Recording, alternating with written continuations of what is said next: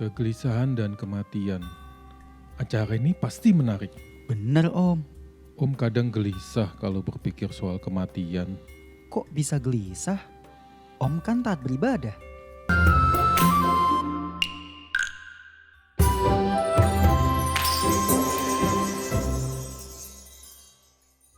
Tadi malam Om sama Joko nonton acara kegelisahan dan kematian. Bahas tentang apa, Om?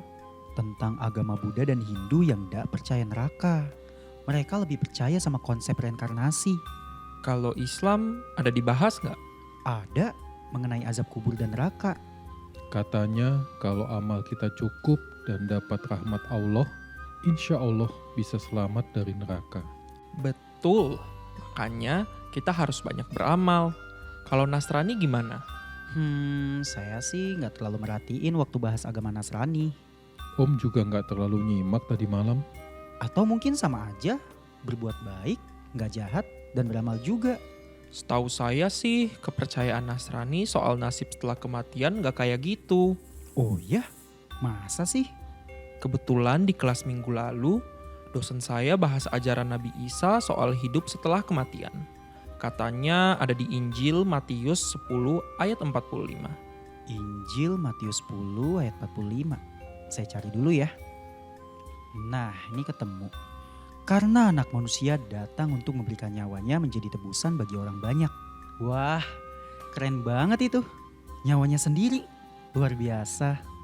Menurut Ibu Kristina, kematian Nabi Isa disalib untuk menyediakan jalan keselamatan bagi yang percaya. Jadi mereka gak bergantung sama amal ibadah ya? Betul, agama Nasrani mengajarkan kalau percaya Nabi Isa sebagai penebus, pasti masuk surga. Segampang itu. By the way, kenapa dosen kamu ngasih mata kuliah soal agama Nasrani? Emang dia Nasrani? Bukan karena dia Nasrani atau percaya Nabi Isa sebagai penebus. Dia hanya menjelaskan supaya kami ngerti inti ajaran Injil dan kepercayaan Nasrani. Oh gitu, gue kirain lu mau pindah server. Yaelah, enggak lah. Tapi Bu Kristina juga pernah bilang, orang Nasrani tidak bergantung sama amal untuk masuk surga. Kalaupun mereka beramal, itu cuma tanda atau bukti terima kasih mereka kepada Allah atas keselamatan dari dosa.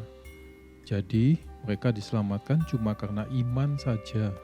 Kalau Islam lebih fokus sama amal, mungkin itu juga alasannya kenapa kita sering takut mati ya. Karena kita gak pernah tahu amal kita cukup atau enggak untuk terhindar dari neraka. Iya sih, bisa aja. Siapa yang bisa yakin amalnya cukup?